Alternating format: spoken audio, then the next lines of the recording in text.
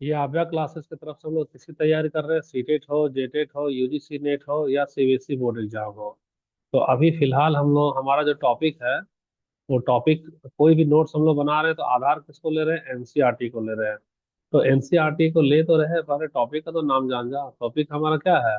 Gender, religion and caste. यानी gender को तो जेंडर हो गया, जानते ही हो, जो भेदभाव करता है सेक्स में होता है, मेल और फीमेल। लेकिन सेक्स तो भगवान बनाते हैं, जेंडर कौन बनाता है? जेंडर कौन बनाता है? सोसाइटी बनाता है। रिलीजन कौन बनाता है? सोसाइटी बनाता है। कास्ट कौन बनाता है? सोसाइटी बनाता है। तो याद रखो, ये भी सोसाइटी हो गया, यानी कि ये भी कौन बना दिया? समाज। और रिलीजन यानी धर्म कौन बनाता है? समाज। और कास्ट कौन बनाता है? समाज। तो समाज, समाज भैया इंसान भी और शैतान भी है, इसीलिए आदमी हो परेशान। क्यों परेशान? धर्म को लेके, जाति को लेके और जेंडर को लेकर परेशान है कि नहीं? अगर भगवान बनाए होते तो कुछ परेशानी नहीं होता। तो इसीलिए हम लोग तीनों मुद्दे को पढ़ेंगे, जेंडर, रिलीजन और कास्ट। अभी हमारा लेवल क्या रखे हैं? लेवल हम लोग 10th रखे हैं। सोर्स बुक को क्या लिए हैं? तो एनसीईआरटी लिए हैं, CRT लिए हैं। ठीक है। तो इसमें से हमारा कहाँ गया? ठीक है, ये लेकिन टॉपिक किससे रिलेटेड है? सीटेट में भी है, जेटेट में भी है, यूजीसी नेट में, सीबीएसई बोर्ड के एग्जाम में तो आता ही आता है ये, है ना। तो चलो हम लोग शुरुआत करते हैं। शुरुआत करने में, ये तो कोचिंग का प्रचार है, ठीक है। सबसे पहले आता है जेंडर डिवीजन क्या होता है, एंड द प्राइवेट और पब्लिक डिस्ट्रोनॉमी क्या होता है। तो जेंडर डिवीजन में सबसे पहले याद रखना कि भगवान जब बनाते हैं तो भगवान क्या निर्धारित करते हैं? सेक्स निर्धारित करते हैं। सेक्स में क्या क्या होता है? मेल और फीमेल, है ना। और कोई अंतर है क्या? नहीं ना, अंतर है। लेकिन जेंडर, देखो धीरे धीरे जेंडर डिवाइड होने लगा। जेंडर कैसे डिवाइड होने लगा? ये एक तो लड़का जो है, और एक हो गया हमारा क्या, लड़की। तो ऐसा हो गया कि लड़की को कैसा होना चाहिए? तो पर्दा में होना चाहिए। रूढ़िवाद आने लगा ना। लड़की को कॉलेज मत भेजो, रात में ट्यूशन मत भेजो, और लड़का को तो हीरो होंडा दे दो खरीद करके, वो घूमेगा। लड़की को हीरो होंडा देगा क्या? लड़की को देगा स्कूटी। तो लड़की के नाम पे जो स्कूटी आ गया, वह जेंडर वाला हो गया, स्टीरियोटाइप ना हो गया। चलो, धीरे धीरे समाज विभाजित हो जा रहा है। जेंडर में कैसे विभाजित हो रहा है उसको अच्छे से देखते हैं।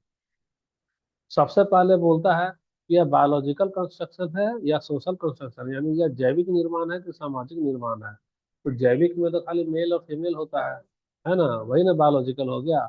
सोशल में होगा हमारा जेंडर, होगा कैसे जेंडर होगा देखो।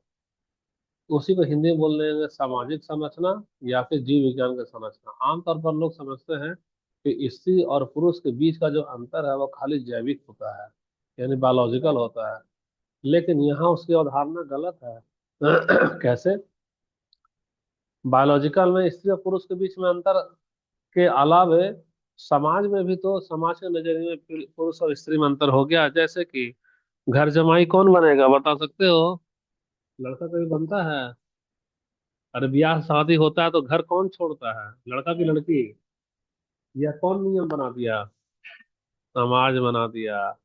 पर्दा कौन करता है? लड़की करता है ना पर्दा। उसके बाद कमाने का काम किसका है? और घर में रोटी बेलने का काम किसका है? तो यह समाज हर एक का भूमिका निर्धारित किया कि नहीं किया? तुम लोग पीठ के पीछे कहाँ बैठती है, अगल बगल बैठना चाहिए।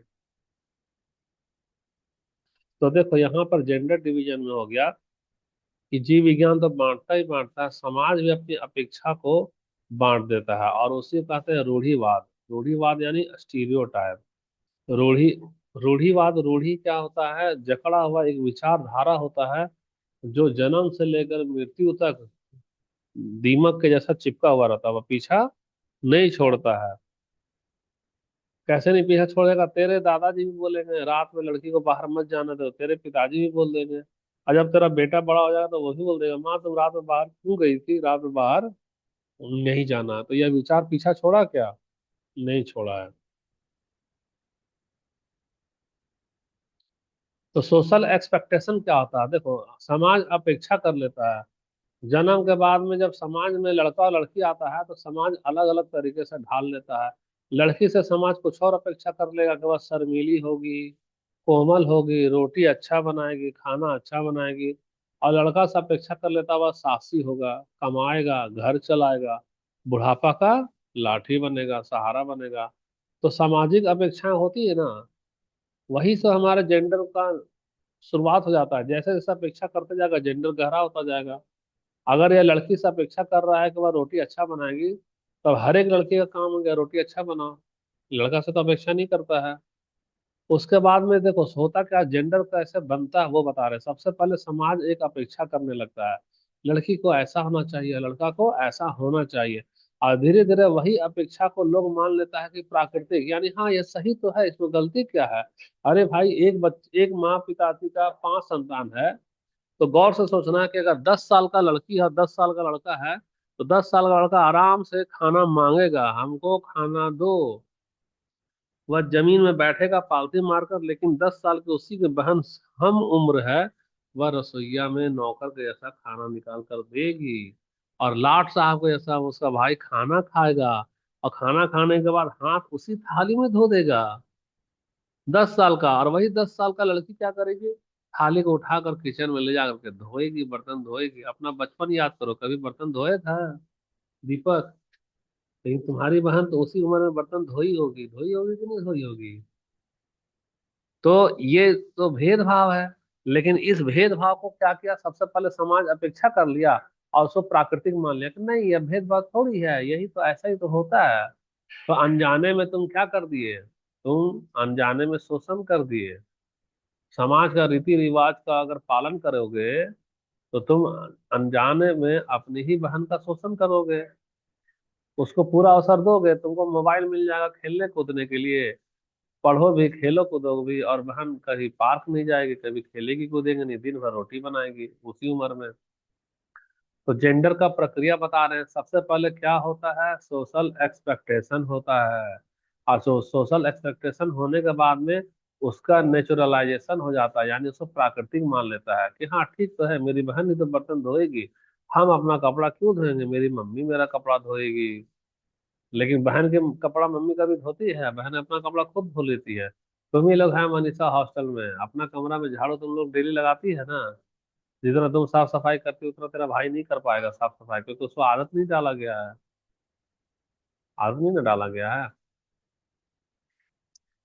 तो समाज इस विभाजन को इतना गहरा कर देता है कि लोग इस भेदभाव को नेचुरल समझने लगते हैं। हाँ ठीक है, इसमें गलती क्या है, और इसको अपरिवर्तनीय मानते हैं। यहाँ अपरिवर्तनीय का मतलब यही परंपरा रहेगा, बहन बर्तन धोएगी और भाई बैठ के खाना खाएगा, इसको हम बदल नहीं सकते हैं। अगर कोई परिवार ऐसा नियम बना दे कि मेरे घर का बेटा किचन में जाकर बर्तन धोएगा और उसकी बहन बैठ के खाना बनाएगी, तो मोहल्ला का मोहल्ला डांट निपोर निपोर के मजाक उड़ाएगा, बोला अरे देखो ये कितना बड़ा बेवकूफ है। तो वह परिवर्तनीय नहीं होकर कैसा हो जाता है, अपरिवर्तनीय हो जाता है। और जब अपरिवर्तनीय हो जाता है, तो पूरी तरह से यह किसकी उपज है, अपब्रिंगिंग का मतलब जब तेरा पालन पोषण करते हैं ना, उसी समय से ऐसा शुरू हो जाता है। तो पालन पोषण से शुरू हो जाता है, तो धीरे धीरे तेरा कल्चर में घुल मिल जाता है। जब तुम 18 साल 20 साल की हो जाएगी, तब तेरे नजर में यह कुछ भी गलत काम नहीं होगा। और जब तुम खुद माँ बनोगे, नहीं हाँ तो है। और जब तुम खुद माँ बनोगी, तो अपना ही बेटा को फिर से वही सिखा दोगे कि जा बाबू तुम पालती मार के बैठो, तेरी बहन तेरे लिए खाना ला के दे रही है। तो तुमको जड़ समझ में आ रहा है कि जेंडर का निर्माण कैसे होता है? तो कैसे होता है ये बताओ दीपक। सबसे पहले सबसे पहले देखो लोग समझ अंतर बता दे रहे हैं। सबसे पहले पुरुष और स्त्री में बायोलॉजिकल अंतर होता है, लेकिन इसमें भी पेट में दाना नहीं गया, अभी पेट में दर्द हो रहा, बोला नहीं बायोलॉजिकल के अलावा हम कौन सा अंतर करेंगे, सोशल अंतर करेंगे। सोशल अंतर यानी अपेक्षाएं अलग अलग पाल लेंगे। अलग अलग क्या पाल लेंगे? तलवार कौन चलाएगा बताना? हीरो होंडा कौन चलाएगा? और स्कूटी कौन चलाएगी? लड़की। अब देखना, अपेक्षा पहला कदम बोलना कि अपेक्षा अलग अलग करता है समाज। और जब समाज अलग अलग अपेक्षा करता है, तो अपेक्षाएं का तो जन्म हो गया। जब जन्म हो गया, तो वह अपेक्षा गलत है, लेकिन उसको क्या कर लेता है, नेचुरल मान लेता है। और जब नेचुरल मान लेता है, तो वही में जब लड़की लड़का बड़ा होता है, तो उसका कल्चर में बस जाता है। जब कल्चर में बस जाता है, पालन पोषण से लेके संस्कृति में वही चीज जब समा गया, तो वही जब अपना अगला संतान को जन्म देती है तो वह भी इसी परंपरा को निभा देती है। क्यों निभा देती है? क्योंकि समाज के नजर में यह परंपरा परिवर्तनीय है कि अपरिवर्तनीय है। हाँ, इसलिए जब एक लड़की भेदभाव का शिकार होने के बावजूद भी जब वह माँ बनती है तो वापस से अपने बच्चों के साथ वही भेदभाव को दोहराती है, बोलेगी हाँ मम्मी तो हम ही को रोटी सिखाई थी, तुम मेरा बेटा है, तुम क्या करोगे, राजा हो, तुम हलवा पूरी खाओ। दीपक को मिल गया गाड़ी, मिल गया ना, मोटरसाइकिल बाइक, अभी बहन को बाइक मिलेगा, उसको उसके नाम पे कौन तो मिलेगा, स्कूटी मिलेगा। क्यों? क्योंकि सोसाइटी क्या बोलेगा कि लड़की क्या चलाती है, स्कूटी चलाती है। चलो यही तो क्लियर हो गया तुम्हारा। अब दूसरा वाला हमारा देखो कहाँ है, the sexual division of labour. यानी कि सेक्सुअल डिवीजन ऑफ लेबर का मतलब, लेबर का मतलब होता है श्रम। यानी जब तुम काम धाम करोगे तो वहां सेक्स के आधार पर कैसे बंटवारा होता है। मिस्त्री को लोग ज्यादा पैसा देगा, रेजा को कम पैसा देगा, होता है कि नहीं होता है? होता है ना। यानी यह एक ऐसी व्यवस्था है जिसमें घर के अंदर के सभी काम जैसे खाना बनाना, सफाई, कपड़ा धोना, बच्चों की देखभाल कौन करेगा? घर की महिलाएं करती है। या अपनी देख रेख में डोमेस्टिक हेल्पर्स यानी घरेलू सहायता करवाती है। देखते जाना। अब ये बता कि इतना सारा काम अगर से कोई दाई को रख कर करवाओगे, वो कम से कम कितना ले लेगी? अभी 15,000 ले लेगी, लेगी कि नहीं लेगी? लेगी ना। 8 घंटा नहीं, 24 घंटा ना वो लोग काम करती है। 15,000 20,000 लेगी, लेकिन उसके हस्बैंड कोई भी पैसा उसको अलग से देते हैं क्या? नहीं ना देते हैं, कुछ नहीं देते हैं। द लॉजिक ऑफ पे यानी भुगतान का तर्क देखो। भुगतान का तर्क में यह विभाजन जो है काम की प्रकृति पर नहीं बल्कि पैसे पर टिका है। जैसे कि देखो, वही पुरुष जो घर में खाना बनाना पसंद नहीं करता है वह होटल में जाता है। होटल में जाता है तो बड़ा बड़ा होटल में जो रसोईया होता है वह लड़की नहीं, क्या होता है, लड़का होता है। एकदम शानदार संजीव कपूर का देखो खाना, पता नहीं तुम लोग देखे कि नहीं देखे, मास्टर शेफ। तो मास्टर शेफ होता है तो वहां उसको बेइज्जती नहीं लग रहा है। क्यों? क्योंकि वहां उसको इसके लिए क्या किया जा रहा है, भुगतान किया जा रहा है। लेकिन घर में काम करने बोलो कि जरा सेफ बन करके दाल का तड़का लगा दीजिए, तो लगाएगा दाल का तड़का? नहीं लगा रहा है। तो लॉजिक ऑफ पे मतलब कि यह पैसे पर टिका हुआ, किस पर टिका है? पैसे पर टिका हुआ है। अब डबल बर्डन देखो क्या होता है। डबल बर्डन का मतलब है कि महिलाएं अक्सर दोहरा काम करती है, दोहरा काम करती है, उसी को बोलता है डबल बर्डन। कैसे? गांव में महिलाएं पानी लाती है, जलावन इकट्ठा करती है, और खेतों में भी काम करती है। देखो ना, हमारे यहाँ बहुत लोग धान का टाइम में धान का काम करते हैं कि नहीं। और घर का खाना भी बनाती है, और साथ ही साथ अगर पढ़ाई लिखाई करना है तो क्या कर रही है, पढ़ाई भी कर रही है। देखो यहाँ शहरी माँ तो शहर में जो गरीब महिलाएं हैं वह घरेलू सहायिका के रूप में काम करती है, जबकि मिडिल क्लास की महिलाएं कहाँ काम कर रही है, ऑफिस में। अब गौर से सोचना, ऑफिस में काम करने वाली भी अपने घर जाती है तो रोटी दाल खुद से बनाती है। जो गरीब महिलाएं हैं वह किसी दूसरे घर में नौकरानी बनकर काम करने के बावजूद भी अपने बच्चे को लालन पालन स्वयं करती है। तो डबल मेहनत हो गया कि नहीं? उसका हस्बैंड कुछ किया क्या? नहीं हुआ। स्टेटस ऑफ वर्क में देखो कि विडंबना यह है कि महिलाओं के घरेलू काम को अंडर वैल्यू यानी कि कोई कीमत नहीं देता। जो महिला अपने घर में काम कर रही, पानी ला रही है, रोटी बना रही, सब्जी बना रही है, उसके लिए कोई उसको पेमेंट करता है क्या? वह बोल देगा है ये तो तेरा फर्ज है। तो फर्ज यानी समाज क्या क्या अपेक्षा बना लिया ना। अपेक्षा बना लिया यानी कि वह अपेक्षा प्राकृतिक हो गया, जबकि वह अन्याय है, लेकिन क्या मान लिया, प्राकृतिक। और उसको बोलेगा कि यह तो अपरिवर्तनीय है, यानी बदलेगा क्या? नहीं बदलेगा। समझ में आ रहा है जी दीपक कुमार? आपसे खाना खाने के बाद बर्तन कौन धोएगा बताओ? हाँ हाँ, देख लो, नहीं तो तुम भी जेंडर करोगे। अगला देखो यहाँ। अब हमारा पॉलिटिकल इम्पैक्ट क्या होता है जेंडर डिवीजन। देखो डिवीजन का मतलब बांट दे रहे हैं, जेंडर में बांट दे रहे हैं ना। जेंडर में डिवीजन, जेंडर डिवीजन का मतलब हमारा समाज अपेक्षाओं में बटा हुआ है। लड़का का अलग अपेक्षा, लड़की का अलग अपेक्षा, तब उसका राजनीतिक प्रभाव क्या होगा? लिखा है ना राजनीतिक प्रभाव। राजनीतिक प्रभाव क्या होगा भाई? तो आओ देखो, सबसे पहले लिखा है क्या, मिनिमल पब्लिक रोल। यानी कि दुनिया की आधी आबादी हो है महिला। अगर 100 गो है तो 100 गो में 50 गो लड़का है, 50 गो क्या है, लड़की है ना।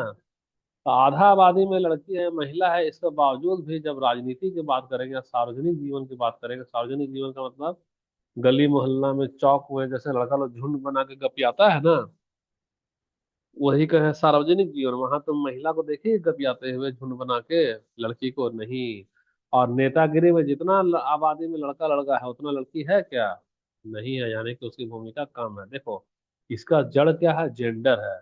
जेंडर में जब डिवीजन हो गया, तब हमारा राजनीतिक पॉलिटिकल इम्पैक्ट क्या पड़ा कि महिलाएं घर के अंदर सिमट गई, और पुरुष जो सो चौक चौराहे में, गली नुक्कड़ में अपना गप्पाजी भी करता है, सामाजिक जीवन भी जीता है, और राजनीतिक जीवन भी जी रहा है। महिलाएं तो उससे वंचित हो गई। इसका हिस्टोरिकल कॉन्टेक्स्ट देखें, ऐतिहासिक संदर्भ, शुरुआत में इतिहास को अगर देखोगे, तो वोट देने का अधिकार किसको था? पुरुष को ही था। चुनाव लड़ने का भी पुरुष को था, और सार्वजनिक मामलों में भाग लेने का अनुमति पुरुष को था। जैसे तेरे घर में बंटवारा हो रहा है, तो बैठकी में खाली मर्द बैठेगा, औरत को बैठने का अनुमति है? अभी भी नहीं है। अभी भी बंटवारा होगा ना, तो खाली कमरे के अंदर मियां बीवी कान में फुसुर फुसुर करेगा। लेकिन जब पंचायती बैठेगा तो सब महिला घर के अंदर रहेगी, कौन जाएगा? मर्द जाएगा। तो यह क्या सही बात है कि गलत बात? गलत है। तो तुम मनीषा, जब घर का बंटवारा होगा तो तुम क्या करोगी? फुसुर फुसुर तो उसमें शामिल होगी? शामिल होगी, क्योंकि वह बराबरी की बात दिखाता है। अच्छा, अब आ जा तुम्हारा नॉर्डिक एग्जाम्पल। नॉर्डिक एग्जाम्पल में देखो तुम्हारा, नॉर्डिक है, वेस्टर्न कंट्री है। जैसे तुम्हारा स्वीडन हो गया, नॉर्वे हो गया, फिनलैंड हो गया, है ना? ये सब स्कैंडिनेवियाई देश है। इसमें सार्वजनिक जीवन में महिलाओं की भागीदारी दुनिया में सबसे अधिक है। क्यों अधिक है? क्योंकि वहाँ जेंडर डिस्क्रिमिनेशन नहीं है, वहाँ भेदभाव, माना वहाँ अपेक्षा नहीं है, वहाँ अपेक्षा नहीं है। तो उन लोगों को देखो, वेस्टर्न कंट्री में, वेस्टर्न कंट्री में देखो, यहाँ तो हमारा मान लो पूर्वी एशिया में आ जाओ, एशिया में आ जाओ, तो यहाँ पर लोग पहने का क्या? साड़ी। और साड़ी के साथ साथ क्या लगा देता है? पर्दा लगाता है कि नहीं लगाता है? किसके लिए? जेंडर, महिला के लिए। वेस्टर्न कंट्री में किसी को पर्दा करके देखे हो क्या? नहीं ना। उसको जो कपड़ा पहनना है, जहां नहाना, वहां वो लोग नहाते हैं कि नहीं नहाते हैं? तो नहीं, तो वहां नहाते, यानी वहां जेंडर नहीं है। तो जेंडर नहीं है तो महिलाओं की भागीदारी भी बहुत अच्छा है। कुछ भी उसके साथ हिंसा भी नहीं होता, कुछ भी उसका शोषण भी नहीं होता है। तो भाई हमारा नॉर्डिक देश वही हो गया, स्वीडन है, नॉर्वे है, फिनलैंड है। ये सब में हमारा बहुत ही अच्छा वहाँ माहौल है। जेंडर कहाँ कहाँ आ गया है? जहाँ जहाँ का देश गुलाम रहा था, याद रखना। गुलाम था तो वहां से जेंडर ज्यादा फैला। अब देखो, इसका विरोध में आंदोलन हुआ। उस आंदोलन को कहे नारीवादी आंदोलन, यानी कि जो नारी की बात करता है, नारी की अधिकार की बात करता है। तो नारी का मतलब क्या होगा? फेमिनिस्ट ना। यानी फेमिनिस्ट मूवमेंट हुआ है। तो क्या क्या फेमिनिस्ट मूवमेंट हुआ है? पहले परिभाषा देख लो। फेमिनिस्ट यानी नारीवादी। तो नारीवादी में जरूरी नहीं कि खाली एक महिला ही महिला का आवाज उठाए, पुरुष भी महिला का आवाज उठाता है। पुरुष भी क्या करता है? महिला का आवाज उठाता है। तो देखो, नारीवादी का मतलब वैसा महिला या वैसा पुरुष है जो महिलाओं के अधिकारों की बात करे। तो महिलाओं के अधिकारों की बात कौन करेगा? महिला भी कर सकता है, और पुरुष भी कर सकता है। जो महिलाओं के अधिकार की बात करेगा वह कहलाएगा फेमिनिस्ट। क्या कहलाएगा? इसीलिए कभी कभी किसी डायरेक्टर के ऊपर भी हीरोइन इल्जाम लगाते हैं कि आप तो फेमिनिस्ट नहीं हो, आप तो नारी की बात सम्मान नहीं करते। और कोई कोई डायरेक्टर के ऊपर तारीफ करेगी क्या, कि नहीं वह बहुत अच्छे डायरेक्टर है, वह तो फेमिनिस्ट है। तो फेमिनिस्ट में क्या होगा? खाली लड़की होगी क्या, बताओ? दोनों होगा। अच्छा, फेमिनिस्ट क्या बोलता है? Equal right. इक्वल राइट का मतलब जितना, जितना इधर लड़की है, यानी जितना इधर बॉयज है, उतना ही इधर गर्ल्स है। दोनों को पावर क्या होना चाहिए? बराबर होना चाहिए। तो सुन लो भैया, जितना अपेक्षा की लड़का से, वही सेम अपेक्षा क्या होना चाहिए? लड़की से। जैसे तुम लड़की को दे रही, लड़का को दे रही हीरो होंडा, तो लड़का को भी क्या, सॉरी, तो लड़की को भी क्या दो? होंडा दो। अगर लड़की बर्तन धो रही है, तो लड़का से भी अपेक्षा करेगा तुम भी बर्तन धोवो। तो यही ज्यादा अच्छा है ना, कि मिलजुल करके यहाँ ना काम होगा।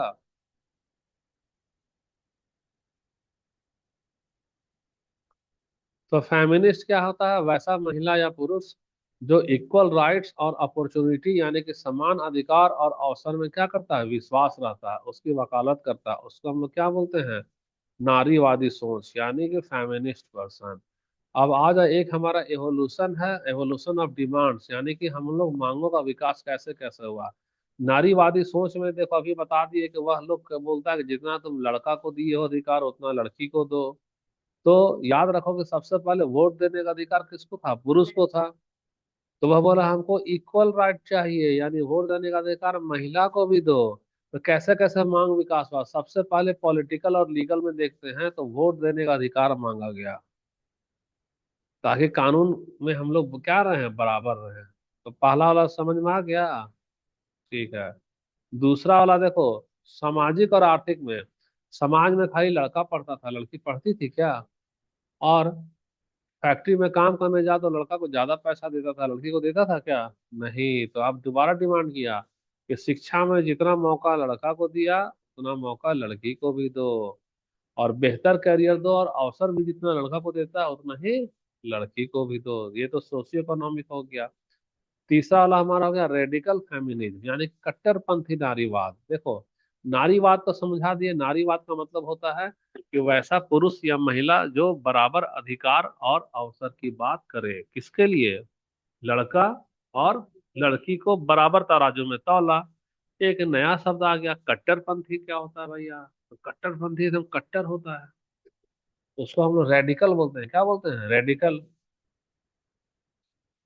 कैसे कट्टर होता है, देखो कट्टरपंथी नारीवाद भी अपना आंदोलन चलाया, तो उसका उद्देश्य क्या था, उसका उद्देश्य था कि ये सारा तो तेरा बाहरी जीवन है। कौन सा जीवन है बता सकती हो।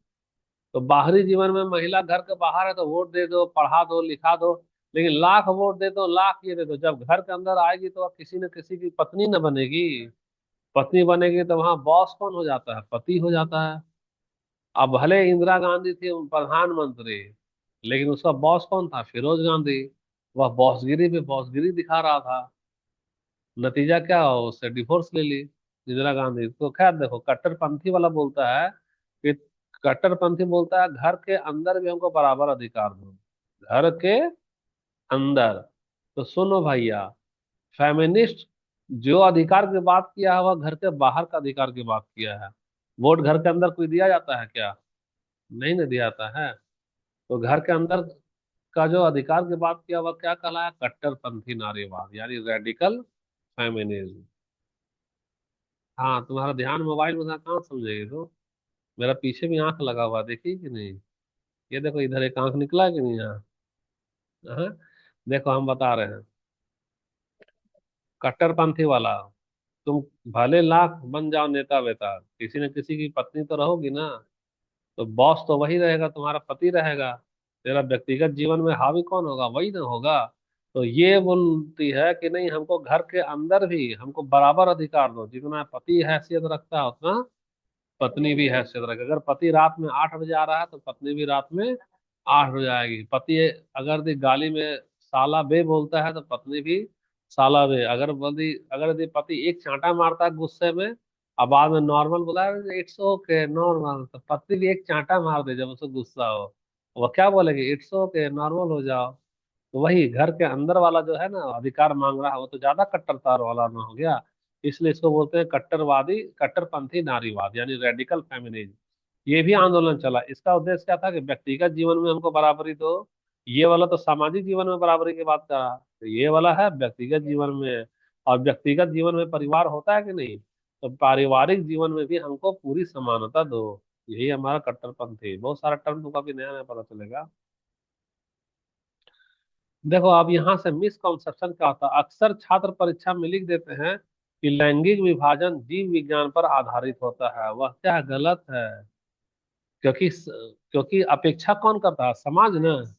तो यानी वो भी तो विभाजन कर दिया, होंडा कौन चलाएगा तो लड़का, स्कूटी कौन चलाएगा तो लड़की। तो रियलिटी क्या है कि लिंग यानी सेक्स तो जैविक है, लेकिन लैंगिक विभाजन जो है वो जेंडर डिवीजन एक सोशल कंस्ट्रक्ट है। सेक्स खाली बायोलॉजिकल है, लेकिन सेक्स में अगर डिवीजन ला रही है तो वह जेंडर हो गया।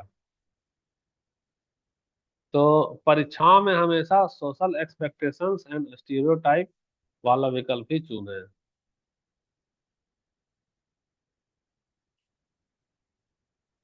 देखो पार्ट टू चलेगा। पार्ट टू में चलेगा हमारा क्या, women's status, discrimination and political representation. यानी कि वुमेन्स स्टेटस का मतलब है महिलाओं की अभी स्थिति क्या है, डिस्क्रिमिनेशन का मतलब क्या अभी भी उनके साथ भेदभाव हो रहा है क्या, और पॉलिटिकल मतलब क्या महिलाएं नेतागिरी कर रही है जैसा पुरुष नेतागिरी कर रहे हैं, उसी को हम लोग को देखना है। तो उसको हम लोग को देखना है, तो चलो हम लोग देखते हैं। ये अनुभाग जो है भारत में महिलाओं के सामने आने वाली चुनौतियों के बारे में बताएगा, और सत्ता के अंतर का मतलब है जितना नेता लोग लड़का बन रहा है उतना नेताइन बन रही है क्या, तो यही ना अंतर हो गया। तो अंतर को हमको क्या करना चाहिए, बांटना चाहिए, यानी खत्म न करना चाहिए। तो खत्म करने के लिए कौन कौन तरीका अपनाओगे, तो वो सब तरीका का अभी क्या होगा, चर्चा होगा। ठीक है। तो तुम अगर घर पे जाओगे दीपक, अब बोलोगे कि आज से हम अपना बर्तन खुद धोएंगे, तो तुम फेमिनिस्ट कहलाओगे कि रेडिकल फेमिनिस्ट कहलाओगे, नारीवादी कहलाओगे, कट्टरपंथी नारीवादी कहलाओगे? गलत जवाब। क्योंकि तुम घर के अंदर घुस गए हो समानता लेकर, तो तुम कट्टरपंथी नारीवादी हो गए हो। अभी तो बताए थे, घर के अंदर भी जो बराबर का हक मांग की बात करता है वह हो गया कट्टरपंथी, और जो खाली बाहर बाहर बोलेगा वह हो गया तेरा नारीवादी यानी फेमिनिस्ट। अच्छा, तो देखता है वो डॉक्टर गुलाटी को, कपिल शर्मा वाला, तो कैसा लगा मेरा क्वेश्चन? अब देखो दूसरा, महिलाओं की स्थिति, भेदभाव और राजनीतिक प्रतिनिधित्व में। आ जाओ, सबसे पहले हमारा भारत का जो समाज है वह कैसा समाज है, पितृसत्तात्मक। पितृसत्तात्मक का मतलब घर का बॉस पिता ही होगा, यानी मर्द होगा, जो फैसला लेगा वह मर्द लेगा। तो जैसे समझो, पिता कौन होता है, मर्द की औरत बताओ? मर्द होता है, यानी कि उसको हम लोग क्या बोलेंगे, मेल ना बोलेंगे? तो मेल बोलेंगे तो असल में मेल से समझ में नहीं आएगा, इसलिए उसको बोल दिया बाप। तेरा हम कौन है, बाप है, यही नहीं बोलता है, बोलो। यानी किसका चलता है, बाप का क्या चलता है, राज चलता है। तो जब बाप का राज चलेगा उसी को बोल देगा पितृ। और सत्ता, यानी सत्ता किसकी है, तो पितृ की है। तो ये वाला कठिन हो गया, ये वाला आसान हो गया। ए भैया राज किसका है, तो मेरे बाप का है। तो वही हो जाता है पितृ सत्तात्मक। तो हमारा समाज किसका राज करता है, बाप का कि माँ का, बताना? बाप का चलता है ना, तो वो पितृ सत्तात्मक हो गया हमारा समाज। तो पितृ सत्तात्मक हो गया तो महिला का तो ऐसे भी हाशिए में हो जाएगी। तो पिता का शासन, बाप का राज, यह एक ऐसी सामाजिक व्यवस्था है जो पुरुषों को, यानी बप्पू को, मम्मी से ज्यादा वैल्यू देता है, ज्यादा पावर देता है। बापू जी खूब घूमेंगे, अम्मा जी क्या करेगी, रसोईया में रोटी बनाती रहेगी।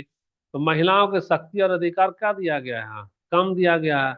और बांटता कौन है यहाँ पे, बाप में बांटता है कि मेरी मर्जी है, तुमको घूंघट में ही रहना है। देखते हो नया नया शादी ब्याह होता है, तो नया नया शादी ब्याह है तो हाफ पैंट में लड़का जो हस्बैंड को घूम लिया, और मजा ले, लड़की हाफ पैंट में घूमेगी, उसको लंबा लंबा घूंघट देता है कि नहीं देता है? कहाँ हाशिए का मतलब उसको ढकेल देगा, जाओ उस सीढ़ी के नीचे तुम सो, खबरदार इधर आने का जरूरत तुमको नहीं है। कोना में धकेल दिया, उधर रहो जी, उधर रहो, उधर रहो। वही हो गया तेरा हाशिए पे। तो हाशिए पर महिलाओं का दशा है, महिलाओं को हाशिए पर रखा गया है। पढ़ाई की बात है, ए जाओ उधर कोना में जाओ, पहले मेरा बेटा पढ़ेगा। रांची, रुको उतना पैसा नहीं है, रांची में मेरा बेटा जाएगा, तुम चाहवासा में पढ़ो। हॉस्टल, हॉस्टल मेरा बेटा पढ़ेगा, देखना ना आपने घर पे ही तुमको मिल जाएगा। बैंक रेलवे का कोचिंग में बेटा को दे देगा, बेटी अरे रुको अभी तेरा ब्याह शादी करना है। अब बेटा का कोई ब्याह शादी का बात करेगा, उसको पढ़ाने में करोड़ों रुपया फूक देगा, जमीन भी बेच देगा। कभी सुनिए कि बेटी को पढ़ाने के लिए लोग जमीन बेचा है? क्योंकि बेटी को हाशिए पर रखा गया, वही है हाशिया। हाशिया का मतलब है तुम हमसे हाथों हाथ दूर रहो, कई हाथ दूर रहो, मेरे नजदीक कौन रहेगा, बेटा रहेगा।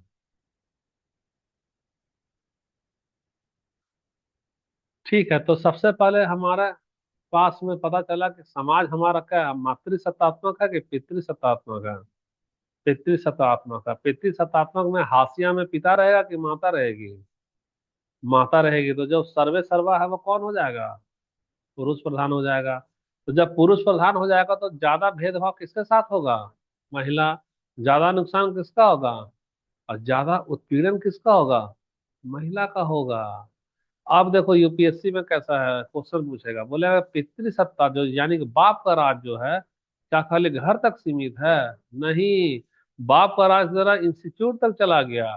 कोई भी कॉलेज जाना ना, वहां देखना जो मेल टीचर है या मेल पर्सन है वो ज्यादा बॉस समझेगा, फीमेल अपने आप को थोड़ा सा कम समझती है। यानी ऑफिस में भी है बाप का राज, राजनीति में भी है बाप का राज, और यहाँ तक कि हमारा जो जुडिशरी सिस्टम है, न्याय व्यवस्था की सोच में भी बाप का ही राज है। समझ रहे हो कि नहीं समझ रहे हो? उसको ऐसे बदला जा सकता है जैसे नॉर्वे वगैरह में क्या किया है, पहले शिक्षा का प्रसार किया, तो बाप को एहसास हो गया कि नहीं हम तो गलत हैं, हम शोषण कर रहे हैं। जैसे मान लो दीपक अभी तक अपना बर्तन नहीं धोया है, लेकिन हम इसको शिक्षा दे दिए, तो जाकर अपना बर्तन खुद धोएगा। तो जब खुद धोएगा तो इसकी बहन अगर डिमांड करेगी कि नहीं हम इसका बर्तन नहीं धोएंगे, तो उसको एक चाटा में लग जाएगा। वो तो बेचारी कमजोर है, तो डर से चुप रहेगी, लेकिन जब खुद से बर्तन धोना चालू होगा तो ऑटोमेटिक समानता आ जाएगा, और इसकी बहन क्या करेगी, आजादी महसूस करेगी। तो यह कैसा आया? दीपक को शिक्षा देने से। तो इसीलिए भारत की जनता को जागरूक करना है, तो ये वाला चैप्टर बड़ा इंपॉर्टेंट है, हर एक एग्जाम में दे देता है। जेंडर, अभी तुमको जेंडर क्या लग रहा है, खाली जेंडर पढ़ा रहे हैं? नहीं, जेंडर के नाम पे जागरूक कर रहे हैं। इसीलिए सीटेट वाला भी जेंडर रखता है, यूपीएससी वाला भी जेंडर रखेगा, और सबको जेंडर रखेगा। ये चैप्टर ही ऐसा है, एकदम इंपॉर्टेंट है। जैसे कि बिना आलू का सब्जी नहीं ना बनेगा, आलू ऐसा जो हर एक सब्जी में घुस जाता है, तो कुछ चैप्टर है कॉमन, जैसे प्रजातंत्र है, डेमोक्रेसी है, या जेंडर है, हर एक एग्जाम में रहेगा। तो तुमको जेंडर खत्म करने के लिए क्या करना है? शिक्षा।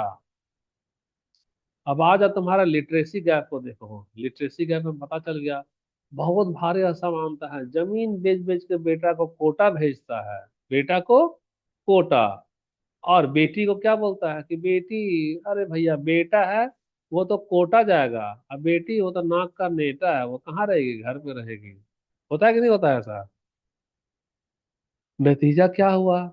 मात्र 54% लड़की लोग पढ़ाई कर रही है, और लड़का लोग कितना करा, 76। और 76% लड़का पढ़ेगा भी और दारू भी पिएगा, देखते हो ना ये लोग को।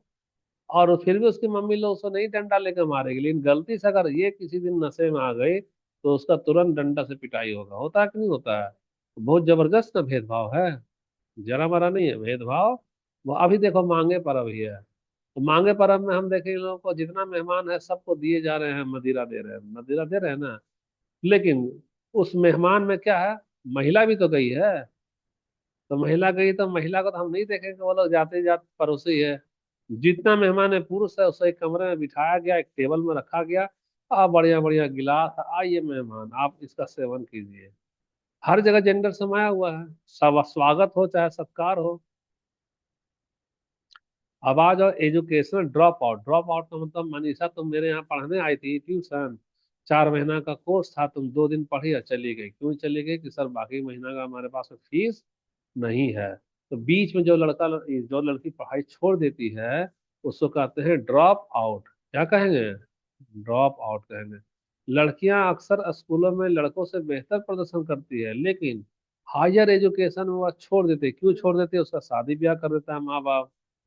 तो पति को बोलेगी कि हमको पढ़ा दीजिए ना, तो पति बोलेगा हैं, रोटी कौन बनाएगा, तुमको पढ़ना था तो शादी काहे के लिए करी। होता है कि नहीं ऐसा? तो अब तो तुम कॉलेज नहीं जा सकेगी। तो हायर एजुकेशन में लड़की क्या हो गई, पीछे हो गई, लड़का आगे हो गया। किसकी वजह से हुआ? जेंडर की वजह से हुआ। तो पूछेगा ड्रॉप आउट रेट कहाँ पे ज्यादा है, लोअर एजुकेशन के हायर एजुकेशन? हायर एजुकेशन में। अब पूछेगा कि इसका मुख्य कारण क्या है, तो मुख्य कारण यही है कि भारत का जो माता पिता है वह अपने संसाधन को सिर्फ और सिर्फ बोलते हैं बेटा ही हमारा संसाधन है, बेटी तो क्या है, नाक का नेटी है, वो खाली रोटी बनाएगी। बेटी का मतलब रोटी। अब बेटा का मतलब नहीं समझा? चलो हम लिख देते हैं, बेटा का मतलब कोटा। बाबू मेरा जाएगा कोटा, बनेगा डॉक्टर, बनेगा इंजीनियर। आप बोलेगा बेटी, अरे भैया बेटी है तो नाक का नेटी देखो, आदमी निकाल कर उंगली करके फेंकता है कि नहीं फेंकता है? 18 साल में ब्याह शादी करके नेटा के सब फेंक देगा, जा ससुराल। तो बेटी को क्या मान लिया, नेटी मान लिया, और बेटा को क्या मान लिया, कोटा मान लिया। तो इसके कारण ड्रॉप आउट होता है। ड्रॉप आउट होता है तो बेटी पे कम खर्चा, बेटा पे ज्यादा खर्चा करते हैं। अब आओ यहाँ, इकोनॉमिक इन इक्वालिटी। देखो, इकोनॉमिक का मतलब होता है आर्थिक, इन इक्वालिटी का असमानता। तो जहाँ होता क्या है कि जहाँ उच्च वेतन वाली और प्रतिष्ठित नौकरी है, जीएम है, बड़ा बड़ा गजेटेड ऑफिसर वाला है, वहाँ महिलाओं का अनुपात बहुत कम है। जैसे हायर एजुकेशन में जाओगे, तुमको कलेक्टर का एग्जाम की तैयारी करना है, तो देखो ना, 100 गो लड़का रहेगा तो 10 गो लड़की रहेगी। कभी कोचिंग में एडमिशन लेके देखना, पूरा कोचिंग भरा रहेगा लड़का से, और 10 गो लड़की रहेगी। तो वो हायर एजुकेशन होगा, तो हायर एजुकेशन में लड़की तो ड्रॉप आउट कर जा रही है, तो बड़ा बड़ा अफसर कौन बनेगा, लड़का बनेगा। तो लड़का तो एक तो मजे से अपना बर्तन धुलवाया भी बहन लोग से, अब बड़ा बड़ा पद भी वही हासिल कर दिया, अब नियम भी तो वही बना देगा, जेंडर वाला ही। यहाँ जेंडर कब खत्म होगा, जब बड़ा बड़ा पद में लड़की लोग जाएगी तब ना। तो वो इतना मजबूर हो गई कि बड़ा पद में भी लड़का ही घुस जा रहा है। तो इसी को कहता है ग्लास सीलिंग। क्या कहा जाता है, ग्लास सीलिंग। ग्लास सीलिंग का मतलब है कि हायर एजुकेशन में जहाँ ऑफिसर ग्रेड का है या उच्च पद में है, वहां पर लड़कों की संख्या ज्यादा हो जा रही है, लड़की की संख्या कम हो जा रही है। तो महिलाओं का एक निश्चित स्तर, यानी 10वीं के बाद पढ़ने से रोक दिया, 12वीं के बाद पढ़ने से रोक दिया, ब्याह शादी कर देता है। तो ग्लास सीलिंग का मतलब समझ में आया। यही है तुम्हारा इकोनॉमिक इन इक्वालिटी हो गया। अब अगला देखो, जेंडर में अनपेड और इनविजिबल लेबर। अनपेड का मतलब है, देखो, अनपेड का मतलब तुमको वेतन नहीं मिलेगा। तो कौन सा काम है जो वेतन नहीं मिलेगा, जैसे तुम घर का अपना भाई का बर्तन धो रही है, क्या तुमको कोई पैसा दिया क्या। लेकिन दाई को ला के रखो, हल्का सा बर्तन धोएगी तो 5,000 8,000 लेगी, लेगी ना। यानी कि तुम काम कर रही हो लेकिन अनपेड कर रही हो, अवैतनिक हो। और तुम लेबर तो कर रही है, श्रम मजदूरी ना हो गई, जब रोटी बना रही, झाड़ू पोछा लगा रही तो मजदूर है। लेकिन बोलेगा इनविजिबल, यानी अदृश्य है, माँ बाप को दिखाई नहीं देगा। बोले ना ना, ये तो इसका फर्ज है, झाड़ू लगाने का तो हम इसको मजदूर थोड़ी बना दिए, ये तो इसका फर्ज है। हम भी बचपन में लगाते थे। अरे भैया, आप बचपन में मजदूरी करते थे, आपको जेंडर वाला भेदभाव करा दिया। और उसी चीज को अब आप क्या सोच रहे हो, नेचुरल समझ रहे हो, प्राकृतिक समझ रहे हो, और अपरिवर्तनीय समझ रहे हो। यानी खुद भी झाड़ू लगाए थे और अपने बच्चे से भी क्या करवा रहे हो, झाड़ू लगवा रहे हो। औसतन भारत की जो महिला है, एक पुरुष की तुलना में प्रतिदिन 1 घंटा ज्यादा काम करती है, लेकिन उसका अधिकांश समय कहाँ गुजरता है, घरेलू काम में। और घरेलू काम में कर रही है, लेकिन कोई उसको पैसा देता है, नहीं देता, हस्बैंड उसको नहीं देता है। उसको दिखाई ही नहीं देगा कि मेरी बीवी इतना काम कर रही है, मेरी माँ इतना काम कर रही है। और इतना सारा रोटी वोटी बनाएंगे, उसका कोई कीमत नहीं है। जरा सा कुछ हो तो फट से डांट डपट होता है कि नहीं होता है। तो यानी उसका कम मूल्यवान है, और ज्यादा मूल्यवान किसको, लड़का को माना गया। वो तो बाबू है, कोटा गया है, लौटेगा तो इंजीनियर बनेगा, घर से कमाएगा। तुम लोग समझ पा रहे हो जो समझाना चाह रहे हैं।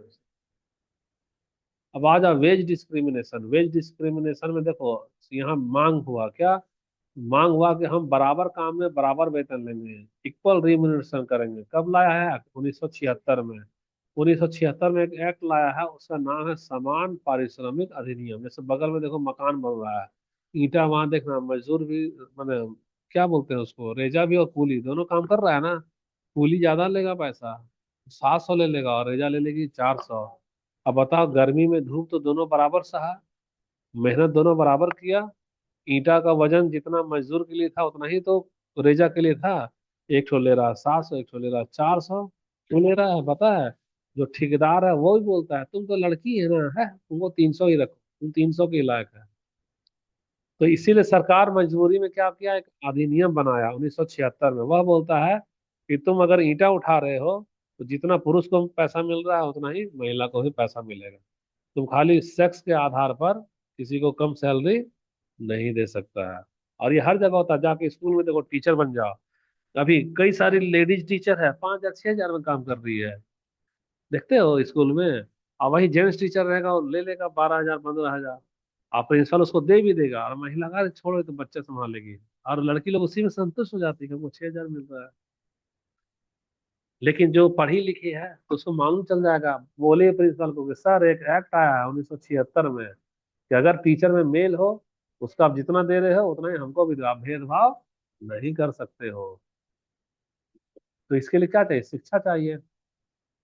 जैसे देखो तुम अभी पता चल जाना, अभी बॉलीवुड में हीरोइन और हीरो मिलता है ना भाई पैसा उन लोग को। तो सलमान खान अगर 5 करोड़ ले लिया है तो कैटरीना कैफ को दिया 50 लाख। लेकिन एक पिक्चर हिट हो रहा है खाली सलमान की वजह से। अरे हीरो हीरोइन दोनों है ना है, लेकिन दोनों को बराबर पैसा देता है, नहीं देता है। इतना पढ़ा लिखा होने के बावजूद भी यह अभी भी भेदभाव होता ही होता है। कारखाना का भी वही हाल है, खेल का भी वही हाल है। अभी आईपीएल में देखो, लड़का लोग का आईपीएल होता है तो करोड़ों रुपए दे रहा है ना। लड़की लोग का आईपीएल में क्या को रुपया दे रहा है, बहुत कम दे रहा है। यहाँ तक तो हो गया तुम्हारा। अब तुम्हारा एक है declining child sex ratio. Decline का मतलब होता है घट जाना। यानी कि तुम धीरे धीरे देखो, धीरे धीरे यहाँ एक टावर है, यहाँ क्या टावर है, तो तुमको ना चढ़ना था, ऐसे ना चढ़ना था, ऐसे ना जाना था, स्टेप बाय स्टेप।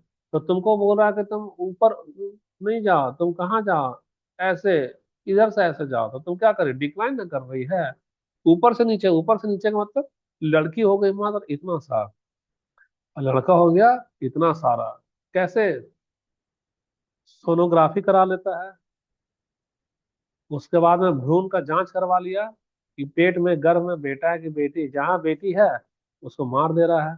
जब बेटी मार दे रहा है तो लड़का का संख्या हो गया ज्यादा, लड़की हो गई कम। अब नतीजा ब्याह शादी में दिक्कत हो रहा है। क्यों ब्याह शादी में दिक्कत हो रहा है, यहाँ पर लड़का हो गया कै गो, 3 गो, 4 गो, 5 गो, एक उदाहरण दे रहे हैं। इतना सारा लड़का है और लड़की 2 गो।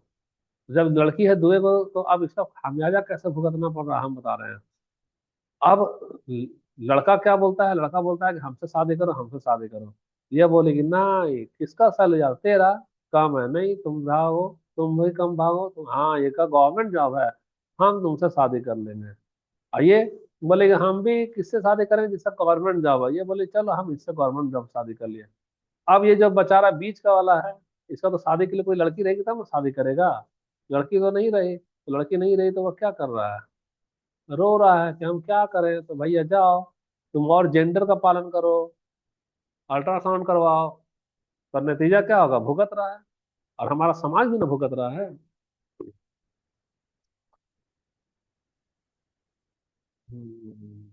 तो उसी को हम लोग बोलते हैं डिक्लाइनिंग, यानी घट रहा है। किस, क्या घट रहा है, चाइल्ड सेक्स रेशियो। अच्छा चाइल्ड क्यों लगा है, सोचो, पैदा होती 20 साल का हो जाता है क्या, एडल्ट ही में पैदा होता है, चाइल्ड में पैदा होता है। इसलिए यहाँ क्या लगाए हैं, चाइल्ड लगाए हैं। तो वह घट गया, घट गया। तो भारत में बाल लिंग अनुपात 0 से 6 वर्ष गिरकर 919, 919 का मतलब क्या होगा जानती है, 919 का मतलब तुम लोग नहीं पकड़ पा रही है। यहाँ हो गई गर्ल, यहाँ हो गया बॉय। अगर 1,000 लड़का है तो लड़की क्या को है, 919 है। यानी कुंवारा क्या को रह जा रहा है, लगभग 80 को रह जा रहा है। यानी कुंवारा बेचारा 80 81 को क्या रहेगा, कुंवारा रहेगा।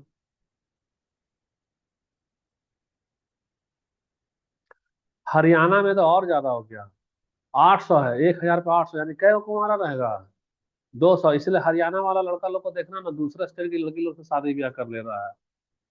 हाँ राजस्थान में भी वही है, और सबसे अच्छा केरल तरफ में।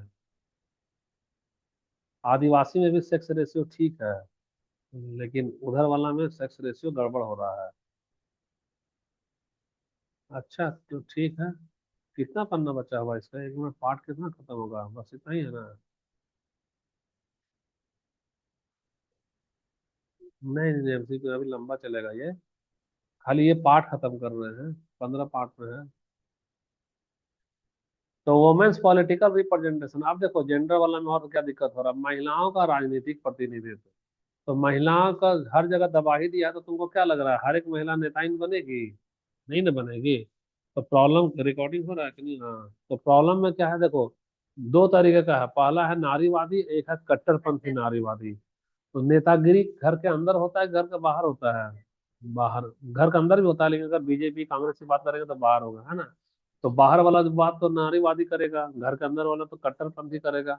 तो नारीवादी का मानना है कि जब तक महिलाएं सत्ता पर नियंत्रण नहीं करेगी तब तक उसकी समस्या पर पर्याप्त ध्यान नहीं दिया, क्योंकि सब नेता लड़का लोग हैं, तो लड़का का जैसा ना कानून बनाएगा। तो जेंडर खत्म होने के लिए सत्ता पे भागीदारी किसकी होनी चाहिए? महिलाओं की, वो भी उचित भागीदारी होनी चाहिए।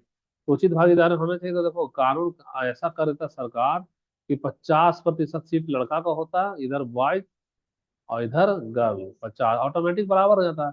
लेकिन महिलाओं को कितना सीट दिया बता सकती है? 33% है। यानी कि तुम्हारे पास में अभी 70% कौन है? लड़का है। यहाँ तो भैया ज्यादा तो हो जा रहा है, तो कानून भी लड़का वाला बनाएगा वो लोग। तो आज आप इसके लिए लोकसभा, तो लोकसभा में देखो 2019 में पहली बार महिला सदस्यों की संख्या 14.36 पहुंची है। मतलब कि 100 में 14 को क्या हो गए? लड़की हो गई नेता। तो बच गया क्या गो? यहाँ 86, 86 को लड़का हो गया नेता। यानी कि बहुत खराब स्थिति है ना महिला का। ये तो लोकसभा यानी एमपी की बात कर रहा है। कब? 2019 में। ये सब क्वेश्चन रहेगा, यहाँ से याद रखना। अभी क्वेश्चन देंगे, अभी निकल देंगे क्वेश्चन। अब स्टेट असेंबली की बात करो, राज्य की विधानसभा, तो यहाँ स्थिति और भी दयनीय है। यहाँ तो मात्र 5 गो नेता इन है, 95 गो नेता हो गया। और न गड़बड़ हो गया। अब 5 महिला क्या कानून बना लेगी? कुछ बनाएगी क्या? नहीं ना कानून बनाएगी, वो हाशिए पे रहेगी। भारत के बाद अब पूरा विश्व में आओ, तो विश्व में अगर देखेंगे तो भारत राजनीतिक प्रतिनिधित्व के मामले में दुनिया के सबसे निचले देशों के समूह में आता है। यानी बहुत सारा देश ऐसा है जहां पर महिला की स्थिति 5% से ज्यादा है नेताइन के मामले में। तो भारत जो है सो बहुत घटिया स्तर पर है। यहाँ बहुत ज्यादा जेंडर होता है, यहाँ पर डिस्क्रिमिनेशन होता है। यानी कि देखो, बहुत बहुत गरीब देश है अफ्रीका और लैटिन अमेरिका, वहां भी महिलाओं का भागीदारी भारत से ज्यादा है। समझे? अब सॉल्यूशन में आओ, क्या चाहिए सॉल्यूशन में? तो आरक्षण दे दो भाई। तो पंचायती राज आया है तो आरक्षण दे दिया, कितना? 35%, 1/3 दे दिया है। 1/3 दे दिया तो 10 लाख से अधिक नेताइन हो गई है। लेकिन पंचायत कहाँ? ग्रामीण स्तर पे है ना। तो वो तो लोकसभा में जाना चाहिए और राज्यसभा में भी जाना चाहिए, वहां पर हमें देना चाहिए था। और देखो एक आया है नारी शक्ति वंदन अधिनियम। कब आया? 2023 में आया है। तो यह एक ऐतिहासिक कानून है जो कहता है कि अब लोकसभा में भी, राज्य विधानसभा में भी और दिल्ली विधानसभा में भी महिला का क्या रहेगा? 33 वो रहेगा। तो 33% लोकसभा, राज्यसभा, दिल्ली वाला में जो बात किया है, वो कौन सा अधिनियम है? नारी शक्ति वंदन।